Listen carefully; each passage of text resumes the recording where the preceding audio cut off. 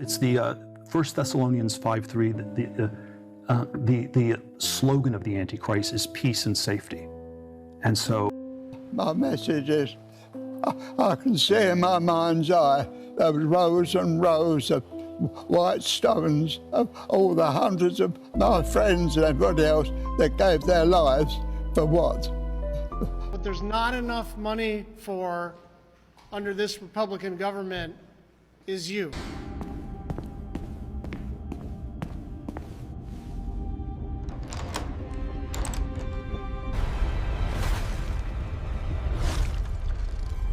Come, sign your soul away.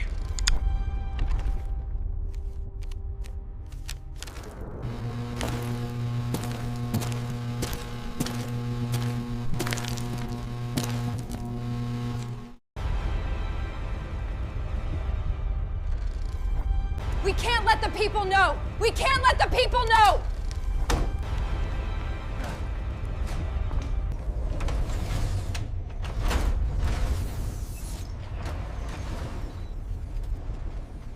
We are out of time. They don't even know it's coming. We are out of time.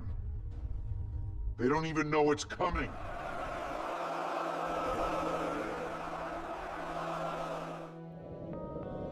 Welcome to the sacrificed.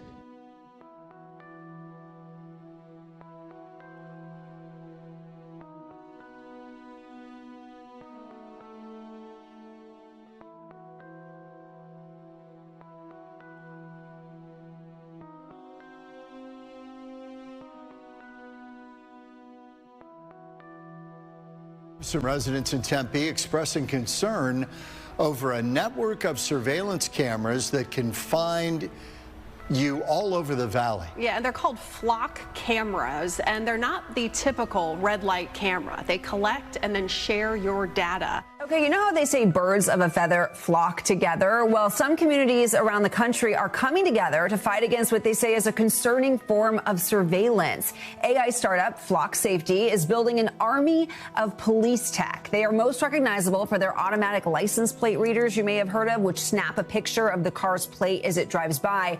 Police say the technology helps them solve crimes like kidnappings, murders, and stolen vehicles. And while this tech, it has existed for some time, Flock is now the first to centralize it into a single nationwide database that thousands of police departments can access at any time without a warrant. It's at the end what the fourth industrial revolution will lead to is a fusion of our physical, our digital, and our biological identities. When I wrote the book, I started to write it for years ago. It was published 3 years ago. It was sold very interesting over 1 million times in the world. And what is interesting is that 800,000 copies, more than 800,000 copies of those 2 million were sold in 3 countries alone: China, Japan, and South Korea. You may be interested who was the biggest buyer with 16,000 copies at the same time. It was the Korean military. Because the fourth industrial revolution will have a major impact also on warfare. Fox 10's Ashley Rodriguez is live to explain why many want the contract with the company to end. Ashley.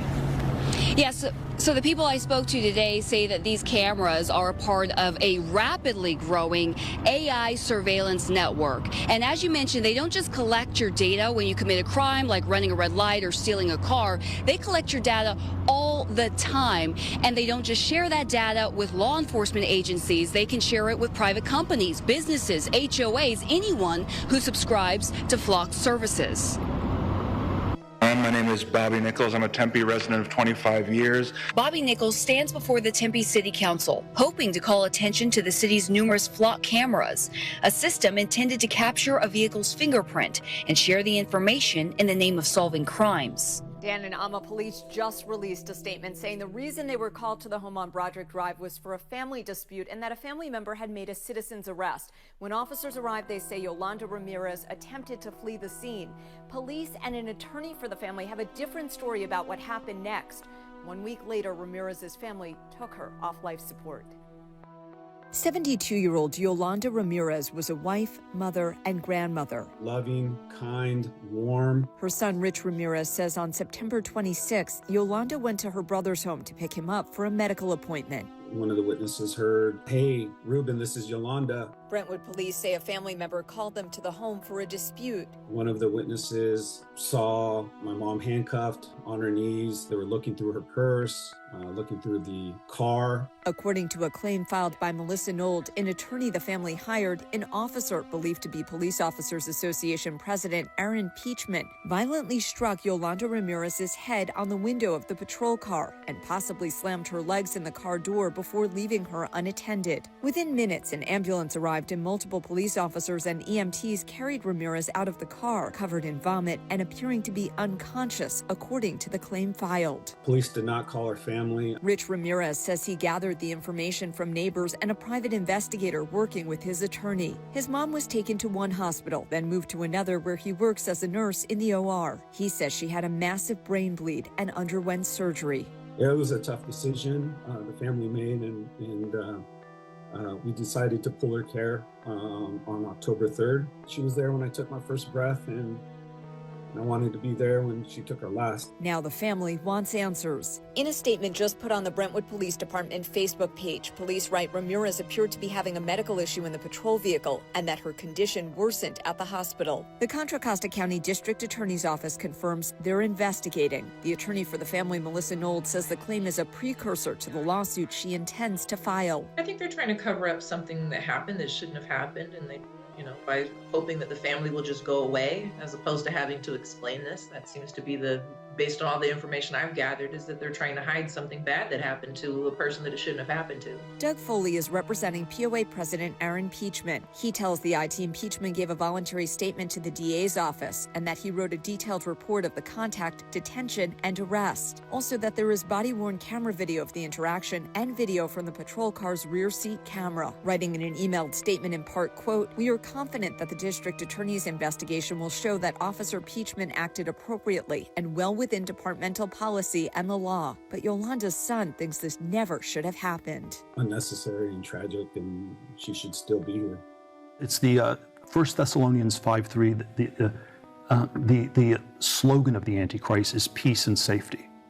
And so, which is nothing wrong with peace and safety, but you have to sort of imagine that it resonates very differently in a world where the stakes are so absolute, where the stakes are so extreme, where the alternative to peace and safety is, Armageddon and the destruction of all things. And then that's where peace and safety gets you way more than it would have in 1750. Rene Girard, in I Saw Satan Fall Like Lightning, one of his books, the Antichrist boasts of bringing to human beings the peace and tolerance that Christianity promised, but has failed to deliver. He tells us that there'll be this charismatic, unifying leader who will promise, according to Paul to the Thessalonians, peace and safety. It's particularly this word peace or safety in the original, which means stability, security, safe from enemies and dangers.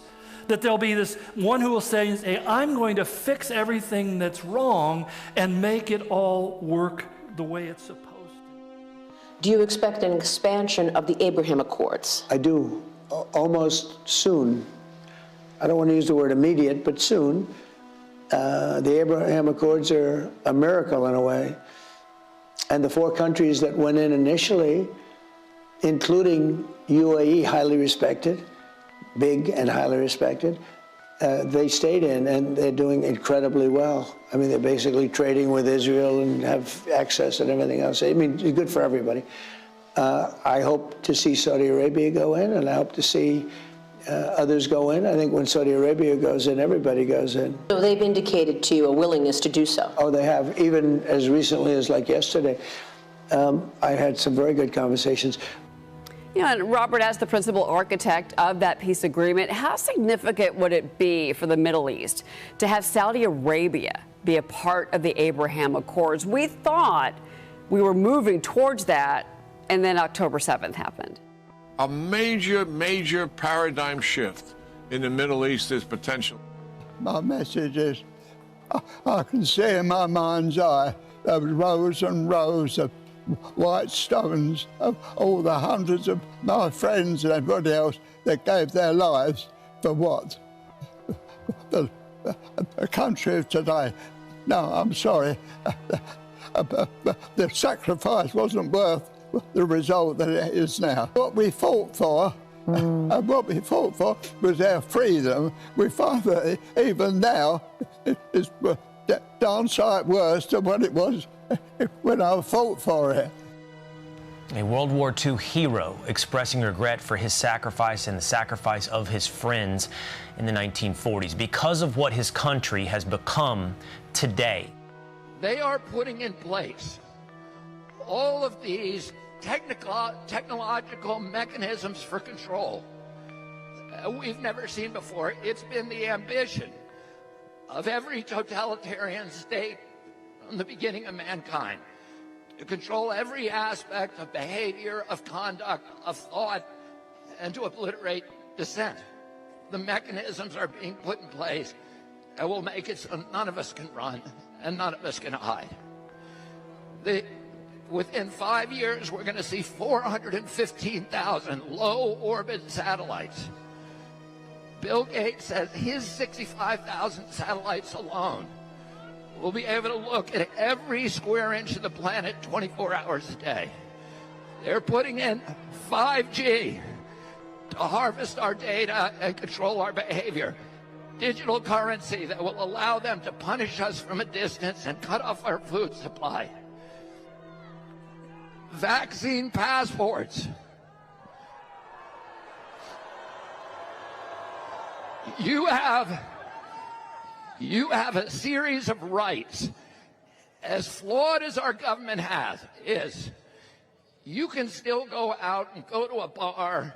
You can go to a sporting event. You can get on a bus or an airplane and you can travel. You have certain freedoms. You can get educated, etc. The minute they hand you that vaccine passport, every right that you have is transformed into a privilege contingent upon your obedience to arbitrary government dictates. A Facebook comment quoting President Trump cost a man his freedom. Part of a sheriff's new explanation was just contradicted by police. Good evening and welcome to News 2 at 6. I'm Bob Mueller. Larry Bushart has been in jail since September 21st. His bond is $2 million. The Perry County Sheriff's Office claimed he threatened mass violence at a school. News 2's Kel Smith reports Bushart seemed confused when police told him. This is 38 days ago. Hello. Hey. Can we speak with Larry again? Lexington police are about to arrest Larry Bushart. His supporters say he is a retired law enforcement officer. He is also critical of the Trump administration. Just on the day of his arrest, he posted dozens of memes to Facebook. Hey, Mr. Larry. Yes? So, Perry County has called back again, okay? Uh-huh. And they've ended up issuing a warrant for you, okay? So you're going to have to come with us. We'll get you booked in. We'll get all this figured out. And then you'll have to take it up with them in their court, okay? Okay. We got to come in with you if you're going to go back in, though. That's fine. Y'all can come in. We're getting carpet in the morning, so we moved all of this stuff. In body camera video released by police to News 2, Larry and his wife do not ask many questions. They seem to know why he's getting arrested. A few hours earlier, Larry said Lexington police visited him regarding a Facebook post. Just call me. I'll have my phone on, okay? And I love you. Thank y'all.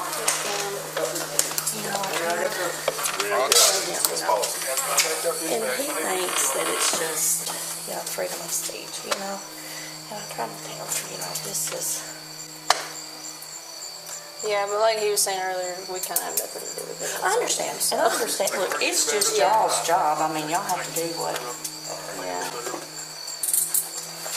But hopefully it works out for y'all, and I hope so. I hope so too. Thank you. Yes, ma'am. A court affidavit ties Larry's arrest back to Perry County Sheriff Nick Weems. In a community Facebook group, someone posted about a vigil for conservative commentator Charlie Kirk. Larry commented, "The sheriff saw it and messaged an investigator." We do not have access to the Facebook group to see Larry's comment for ourselves, but based on the quotes in the affidavit, Larry appears to have shared this meme from the gun safety group Everytown. It quotes President Trump saying, "We have to get over it," one day after the Perry High School mass shooting. According to the court affidavit, Larry said, "This seems relevant today." We're going to need multiple ambulances. Multiple victims down. Everytown's meme references a shooting at Perry High School in Iowa in 2024. A 17-year-old boy killed 2 people and wounded 6 others before killing himself. President Donald Trump spoke about the shooting at a campaign event. It's just horrible to see that happening. That's just horrible. So surprising to see it here. But we'll have to get over it. We have to move forward. The affidavit accuses Larry of threatening mass violence at school. The arresting officer told him, just as the body camera video ended. And just to clarify, this is what they charged him with. Okay. Threatening mass violence at a school. At a school? It's referring to a school. I have no idea. I know. This is what they've called us for, and I ain't got a clue. I played on Facebook. I threatened no one. I know you don't give a I ain't got a clue. I just had to do what I had to do.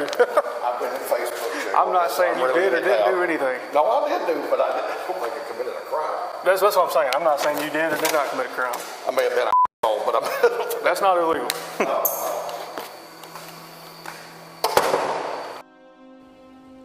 That was Nicole Smith reporting. The Perry County Sheriff sent a statement to News 2.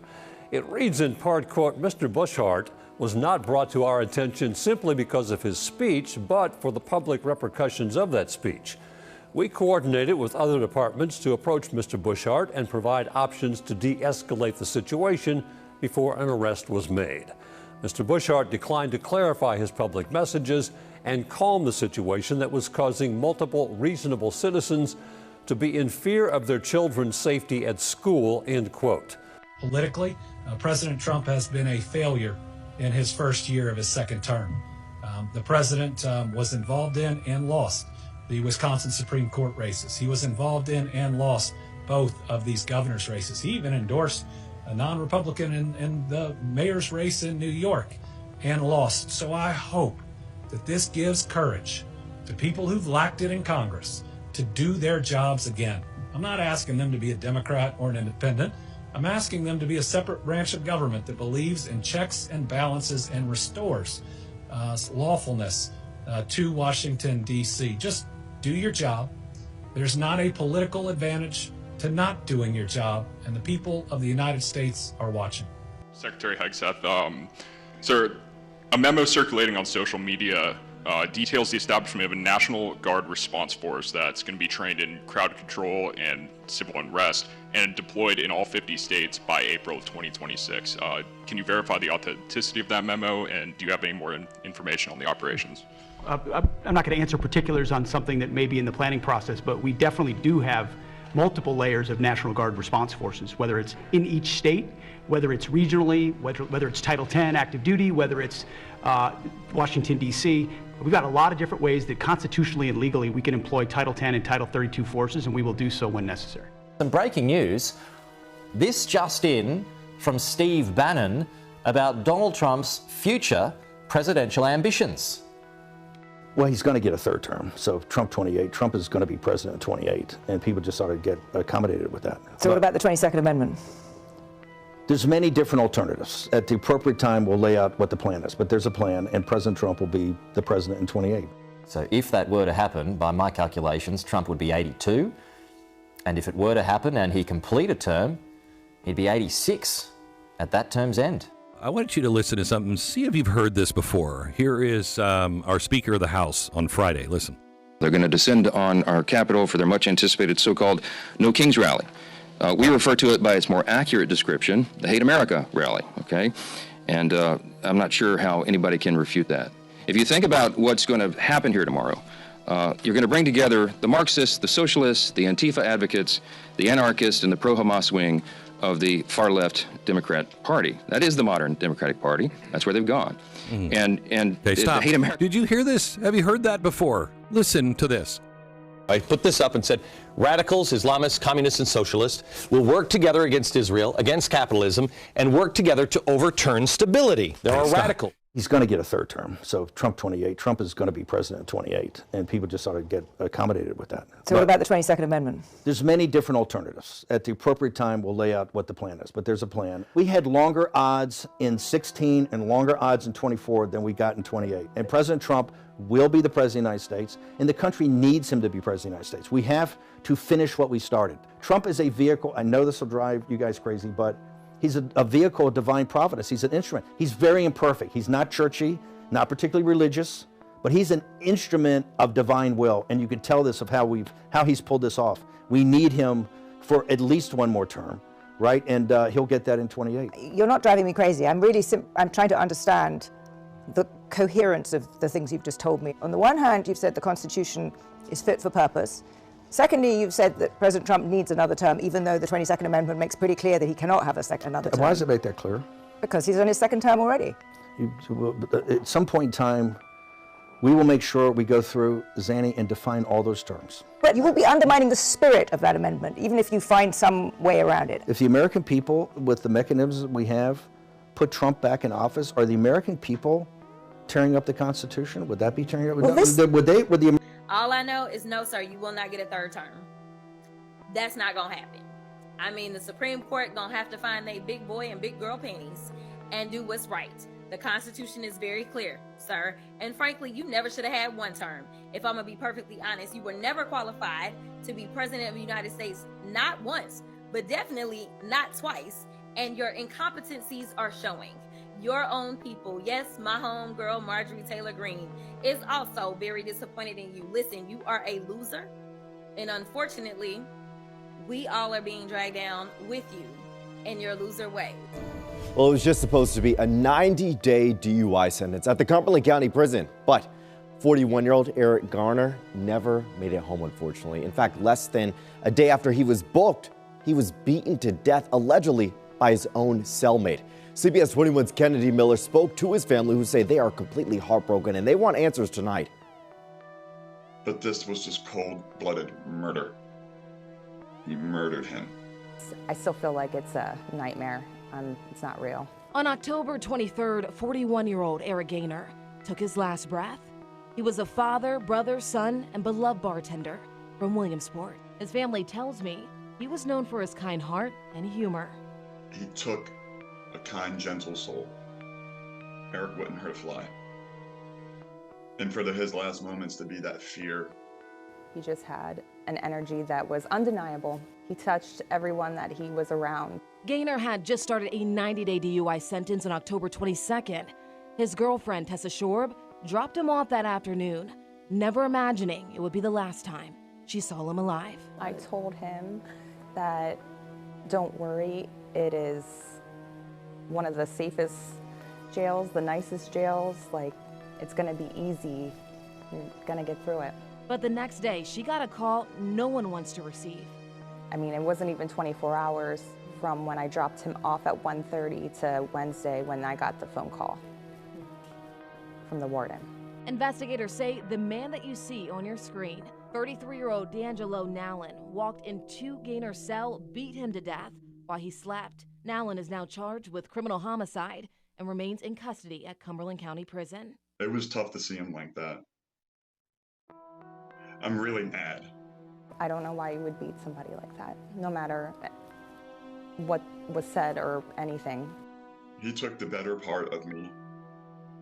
I mean, if I could trade places with Eric, I would have, in a heartbeat.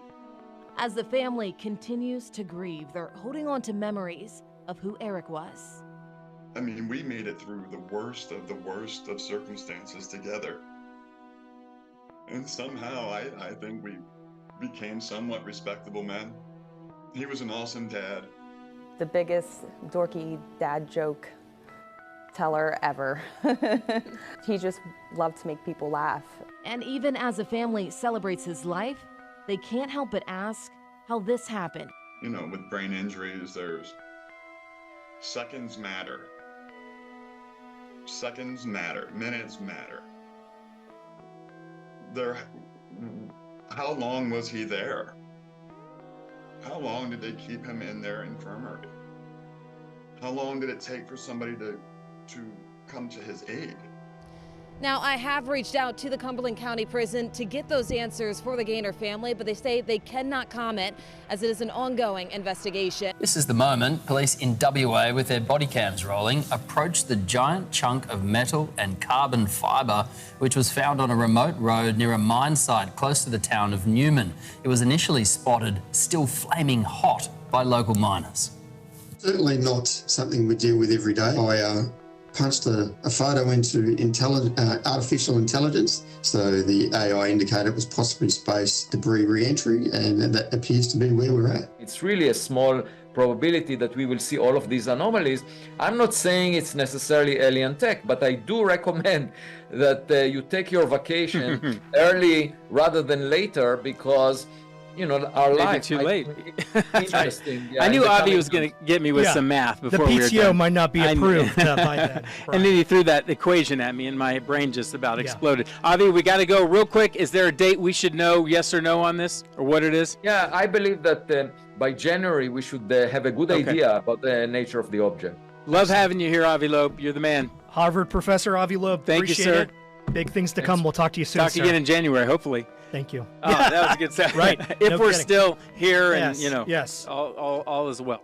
A mysterious object burned on a BHP mine site 30 kilometres east of Newman.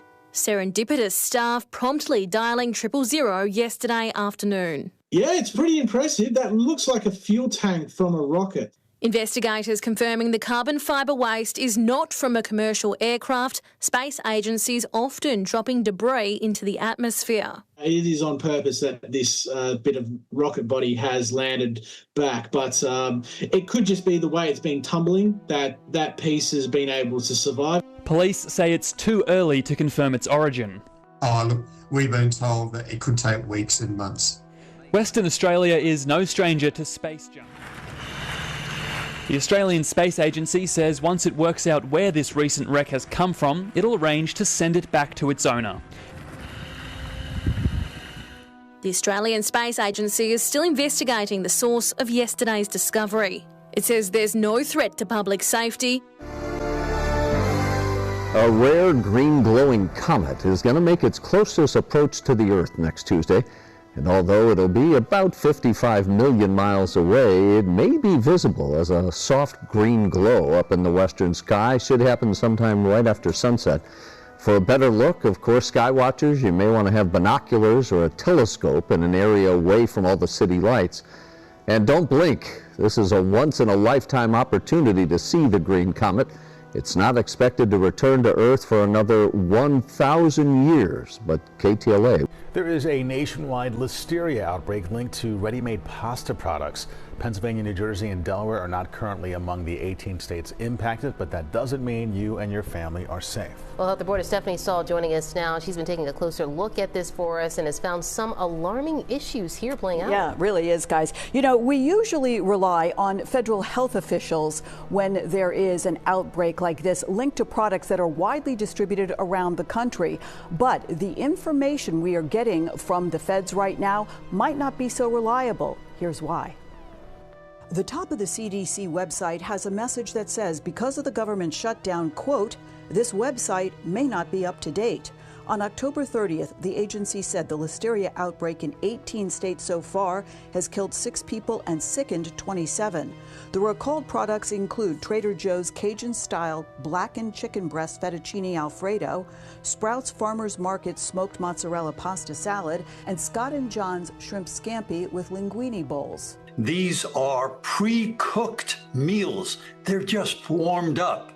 And therefore, that warming up is not sufficient to kill all of the listeria. Symptoms of listeria usually start 1 to 4 weeks after eating contaminated food, but can begin as early as the same day or as late as 10 weeks. Symptoms include fever, muscle aches, diarrhea, stiff neck, and even seizures. Listeria is especially harmful to pregnant women and seniors. Officials say it's unclear why there have been a growing number of contaminated food outbreaks. Every time you turn around, something is wrong with the food, like recalls on this and recalls on that. One survey found 60% of consumers say they'd avoid the entire food category because of a recall. Now there's an easy way to check for potentially contaminated food with smartphone apps that scan barcodes and instantly check recall status. Would be easier for us, consumers. The FDA will also soon require stricter record keeping for high-risk foods to improve tracking. Data from the CDC shows about 48 million Americans experience a foodborne illness every year. Hello, Vice President Vance. How you doing? Good. I have a question. Do you condone large private corporations such as Palantir hoarding data caches on U.S. citizens? No, I don't condone it. And here's the thing. So I get asked about Palantir a lot because there's this internet meme out there that somehow I am super in bed with Palantir. And here's the thing that I'd say about this. Palantir is a private company. They sometimes do a useful service, and sometimes they're going to do things that we don't like. You should be demanding that your representatives do two things when it comes to Palantir or when it comes to any other technology company. Number one, protecting your data.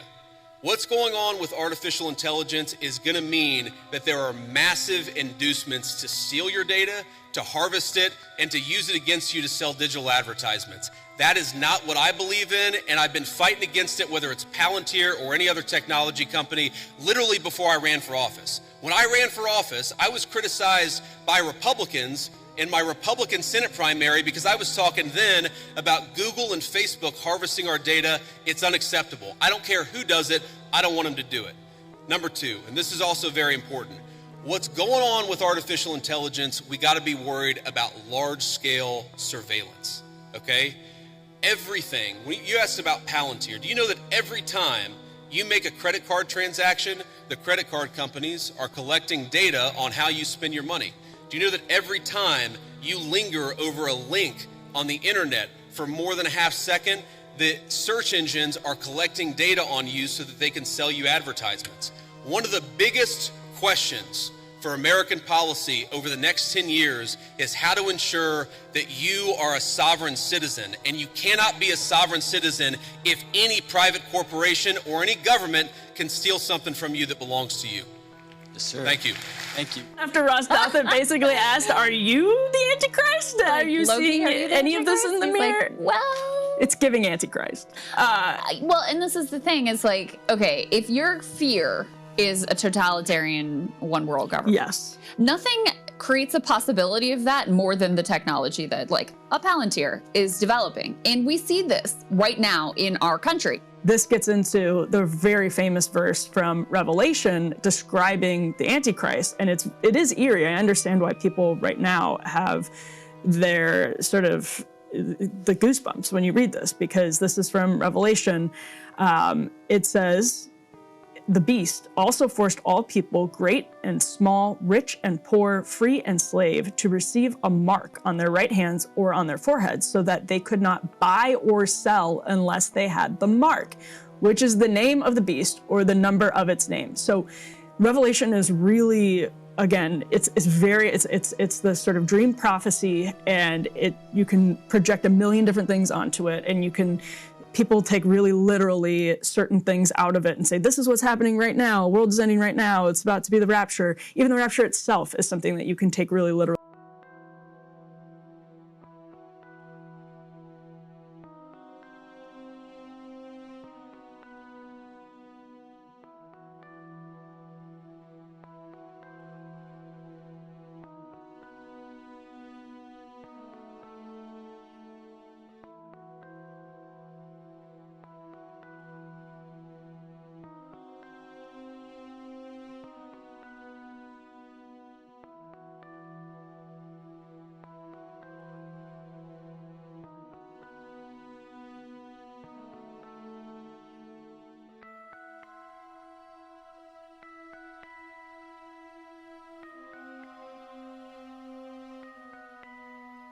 Another 50 Christians have been gruesomely murdered in the ongoing genocide in Nigeria. Frank Uto, a Nigerian lawyer and native of Yelawata, joins us now. Frank, these 50 that have been killed recently, you were talking with me before we got started about the manner in which they were killed. It wasn't, a bomb or something. This was a gruesome event. Can you tell me how these 50 people died? The way they kill our people is in the most horrific, the most gruesome, the most cruel manner anyone could ever think. It will make even the devil to shiver. Because what they do is that when they come around, you run into your hut, into your house. And then what they do is that they will now, cycle the house with fear. They will lit fire on the house. And then when you are coming out, they will now hack you down with machete. So they're cutting you as if they are cutting a piece of wood. Not as even they are killing a wild animal. You don't even kill a wild animal that way. So they'll bust your brains with machete and you see spillage of brains. I believe you've seen some of these very horrific pictures. They are so graphic. I have hundreds of them in my phone right now. These are my siblings. These are my cousins. These are people I know so well. I know almost 80% of these people. As a matter of fact, some of them, I spoke to some of them a week before that thing happened. And anytime we speak, we talk with dread. We know that we are living on time bomb. We know that these things will come again. So every time I try to give them an advice, to keep their eyes open. But that was what happened. There are two of my aunties who were pregnant. One was pregnant with twins. They split open the stomach, they removed the twins, and then slaughtered the twin. So that's what's been happening. And when they are doing this, they begin to recite Allah Akbar, which unfortunately has become an internationally recognized slogan and motto for terrorists.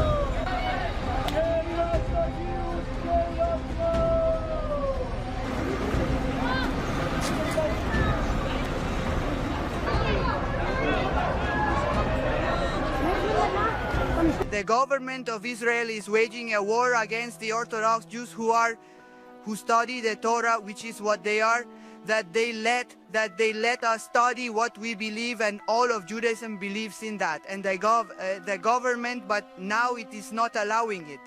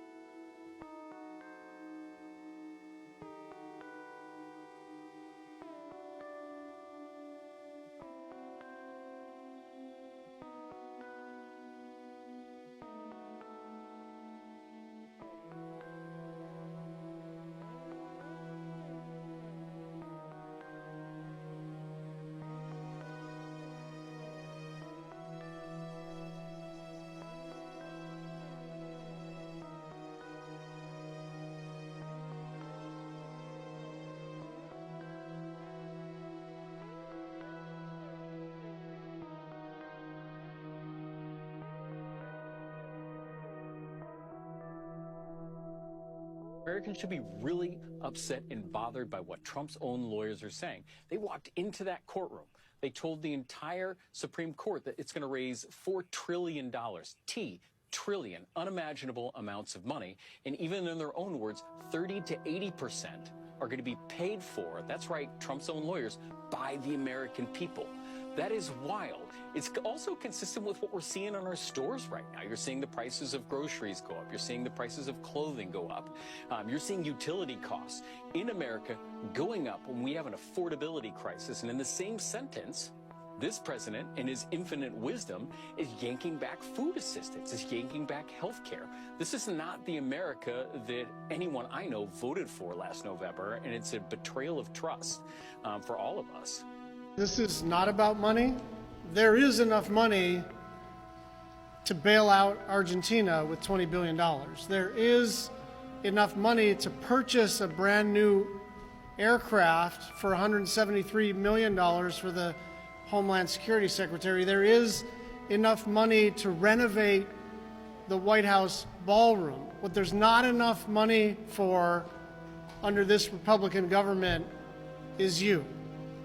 There's not enough money for you. And it is astonishing to me that the party in charge of the government literally won't show up to work during the second longest shutdown in American history. House Republicans have been gone for more than a month. More than a month. They've worked 2 weeks out of the last 3 months. Nice work if you can get it. You were all here. We were here. 2 weeks out of the last 3 months, they've even been in the United States Capitol. And so there is only one way out of this shutdown, and it starts with the House of Representatives reporting for duty. This morning, amid a search for answers, investigators revealing the final moments inside the cockpit of that UPS cargo plane just before the crash. Recordings from the plane's black boxes showing everything seemed normal at first. But investigators say things soon took a turn, bells sounding inside the cockpit. 37 seconds after the crew called for takeoff thrust, a repeating bell was heard until the end of the recording 25 seconds later. The crew engaged in efforts to attempt to control the aircraft before the crash. One of the mysteries that the NTSB will have to solve is why was the crew unable to control the flight to get it to continue in flight? And that is probably something that was related to the explosion of the engine on the left wing. The plane making it just 100 feet into the air, data shows. This dashcam video showing the moment it crashed into a nearby neighborhood, a fiery explosion erupting. Now, this new drone video showing the massive damage left behind. A scorched trail, investigators say, is still active, spot fires cropping up. And officials say the death toll rising again to 14, including all 3 pilots aboard and 11 people on the ground. Among them, Lou Fedin and his 3-year-old granddaughter, Kimberly. They were at a scrapyard nearby to collect metal. The death toll still expected to rise more, multiple people still unaccounted for. ABC's Matt Rivers spoke with Sean Garber, who said at least 3 missing workers were trapped inside his scrap metal recycling facility. In the voices of those family members that you spoke to, what did you hear? Sadness, confusion, anger, broken hearts. And amidst all these questions, UPS now overnight temporarily grounding its entire fleet of MD-11s. That's the type of plane involved here, which makes up nearly 10% of the company's fleet. They say this comes, quote, out of an abundance of caution and in the interest of safety, Rhiannon. So many questions still, and so heartbreaking. And shocking surveillance video of a tragedy after takeoff, a small plane plunging into a pond in Coral Springs. First responders getting to the scene and seeing parts of the plane strewn about and some damage done to the neighborhood. The 2 people on board were killed in the crash. And they had just left for Fort Lauderdale Executive Airport on a mission to bring relief supplies to storm survivors in Jamaica. We have team coverage for you tonight. Samir Nefsi has a look at the investigation into the crash. Sal Sabovic has new details about who was on board, but we're going to start things off with Samir. And Janice and Calvin, we have learned just moments ago it was a father and daughter duo aboard that aircraft, Alexander and Serena Worm. They were providing aid, as you just mentioned, to Jamaica. This as the investigation continues. New surveillance footage shows the moment a relief flight crashes into a Coral Springs pond. We received several 911 calls of a plane that had crashed in the waterway in the lake. Another angle shows the moment the Beechcraft King airplane plunged into the water, killing the 2 people on board. And this video showing the aircraft appearing to tilt to the right, then disappearing under the water, pieces of the cabin left floating. Yeah, you're looking for the down aircraft? Yes, sir. Sky 10 hovering above the scene in the 5,000 block of Northwest 57th Way. I was just in my office and I heard a very large, what sounded like an explosion. Scattered debris from the doomed fixed-wing multi-engine aircraft littering the ground and water. Pretty scary. It was just unbelievable, really. Let's go, Deuce. Let's go, Deuce. A touchdown that made his dad cheer. A moment that felt like a beginning. Money! He's 18 now, but Brooke Williams has worked for a shot at college ball since he was 5. The Plainfield native chose Aurora University, 30 minutes from home, for the field and the feel. I went on a visit, I think in like December, and I just really like the culture, and I just like the facilities and the campus, really. Weeks into his first semester, he says that feeling changed and the locker room turned hostile. At first, they had made some N-word comments, and I was just like shocked and like appalled by it. And then after that, shortly, he said, another guy said, why are you sleeping here? Don't you guys sleep in trees? And he was the only black player in that room. He says a George Floyd reference followed, and all he could see was the scene the world can't unsee. Floyd dying under an officer's knee, and fear set in.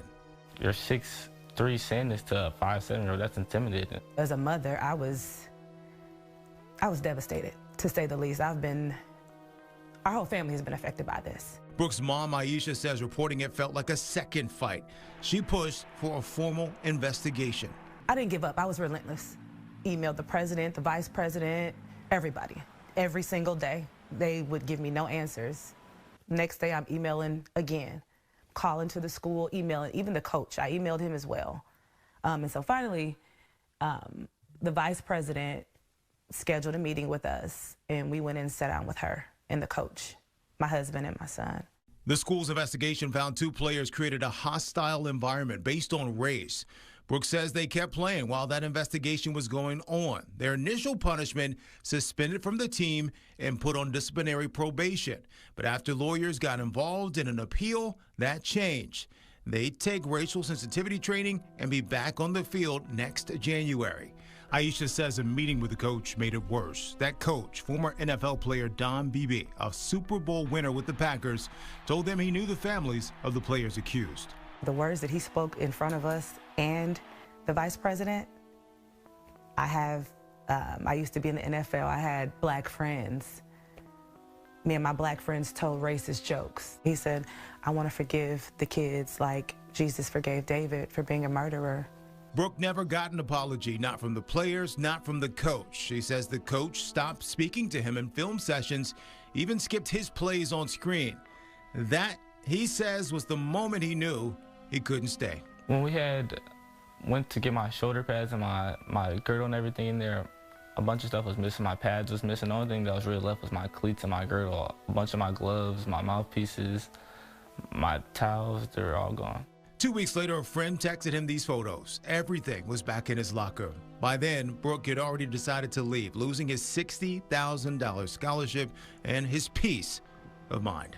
Honestly, it was hurtful because I've been working so hard. I saved a bunch of money to go to school, and now I'm stuck working again. I can't go back to school until January, and I don't know where I want to go. The university sent us a statement. It says it takes reports seriously, and federal law limits what it can share. It says every report is reviewed and action follows if there's a violation. The Williams family read it themselves. The report is carefully reviewed, lies, appropriate, another policy. Yeah. He doesn't feel valued or supported. Brooklyn says the process left him with one question. Really, it's just like, am I enough? Like, what did I do to deserve this? New charges today in the murder of a Ferguson man who reported the rape of his own daughter. 3 family members stand indicted for the murder of Corey Warren, who was gunned down after refusing a bribe to drop charges in a sexual assault case. Our Megan Kernan is live outside the Ferguson Police Department, where prosecutors announced indictments just hours ago. Corey Warren's best friend tells me he was the best person on earth and a great father. His family still hasn't come back home since the killing. And these 3 men are now charged, accused of working together to silence that father, murdering him and then murdering their own hitman. One of the most senseless acts of violence that I've reached and have seen this year. Ferguson Police Chief Troy Doyle says Corey Warren's killing was calculated, cruel, and personal. On July 8th, officers say Corey Warren was shot through the glass door of his Ferguson home that you can still see 3 months later. That's real good, Dad.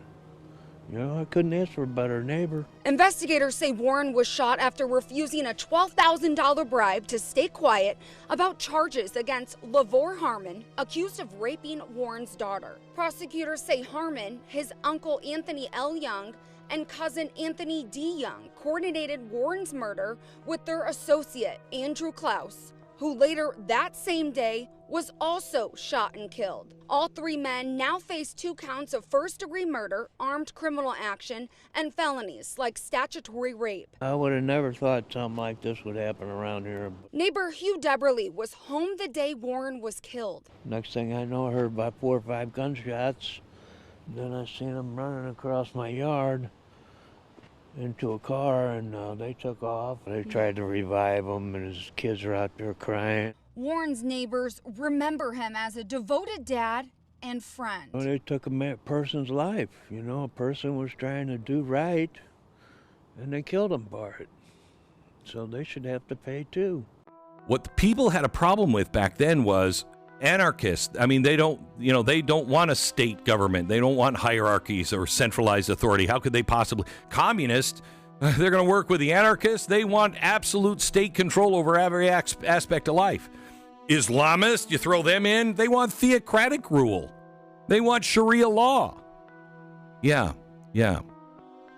I know it was for the simple-minded back then, couldn't understand it, but I think you do. Why do they work together? Because they all share one immediate goal, and that is destroy the existing order. I did a monologue on hour number 1 of today's podcast. I urge you to go back and listen to it. Why is this being funded by billionaires? For the same reason. Destroy the existing order. All of them think they will win in the end, okay? They know they can't achieve their utopia without first tearing down the system that they hate, capitalism, constitution, Western civilization, whatever it is. And once the system is down, that's when real chaos begins. That's when they turn on each other. Oh, he's crashing out. You want to crash out? Fine. I'll fucking give you one. If we don't wake the fuck up soon, and I mean quick, fast, and in a fucking hurry, we are fucked like a football bat. We got the Department of Homeland fucking Security out here sharing hype videos of ICE agents flying in on American cities, banging indoors, jacking people out of their houses, zip tying them in the streets naked, and then carting them off in the back of U-Hauls with no warrants or due process like it's a fucking trailer to the newest Call of Duty game. And the worst part is, I gotta watch some of y'all cheer it on like you're watching a fucking football game. And then the cherry on top of it all, I gotta sit here and listen to y'all call yourselves Christians? Bullshit. You don't get to call yourself a Christian and then advocate and fucking laugh when families are torn apart outside of courthouses of people trying to come here the right ways. You don't get to call yourself a Christian and then think it's okay that the highest court in the fucking land just gave a green light to ICE agents to be able to fucking target people because they are brown or speaking Spanish. It makes me sick to my fucking stomach that I gotta be lumped in with you when people think of Christians in this country. It makes me feel physically fucking ill to know that when people think of the loving Christ that I know, that gave his life for us, they will think of you instead. You are not Christian. You use Christianity as a shield to hide behind when you need to justify the hate that you have scalded into this world. People tell me all the time, why don't you just shut the fuck up and sing, man? Keep politics out of it. Don't you think I would love to? Don't you think I want to just come on the internet and show you you my love songs or my breakup songs that I've been writing, but you got the same phone I got, dog. You're telling me you don't see this shit? When you're laying in bed at night and you're scrolling on your phone and you see the same videos that I see, do you not think to yourself, damn, there's got to be a better way that we can fucking do this? Have we really become this numb to treating human fucking beings like this? I started writing songs about this shit because I'm not oblivious to the platform that I have, and I recognize that my voice could go further than most. You could not pay me to care what somebody uses their SNAP or their EBT to buy. You just fucking couldn't. Because of the laundry list of things that I have an issue with my tax dollars being spent on, that's not fucking one of them. Let's see here. Our demented septuagenarian is going on fucking golf trips every goddamn day. Our futon fornicating vice president loves to go on a vacation. We bankrolled a goddamn genocide. Oh, and let's not forget the fucking concentration camps that are being built in the U.S. that you sacks of shit gave cutesy little names to. And what you're fucking worried about is people who are on the brink of fucking poverty getting a pack of Oreos with dinner so they have something to look forward to. Give me a fucking break. Are you red hat and cousin humping motherfuckers raised to have zero empathy for anyone at all? Because all I get out of this is that you motherfuckers are looking for any excuse to punch down on somebody who has a worse lot in life than you. And half of you motherfuckers do it with a cross on your neck and you're the first in the pew on fucking Sunday. God damn! Eat a bag of shit and get fucked. I wish the fuck you would. Yes, the fuck with his family. Y'all a bunch of big pussies. Don't tell me to calm down. Who the fuck is you? We don't like none of you. You okay? No, how can I be okay? You okay? Are you okay? Are you okay? I look like I'm okay? Don't come up in my face here because I hit hard. Fuck wrong with y'all? Try it. I wish you would. Try it. You try me and see what the fuck happened. Nigga, we angry. All of us angry out here. So don't think it's y'all alone. You who you telling get out of here? Why you telling me get out of here? You asked me a question and I'm answering you. Fuck wrong with you?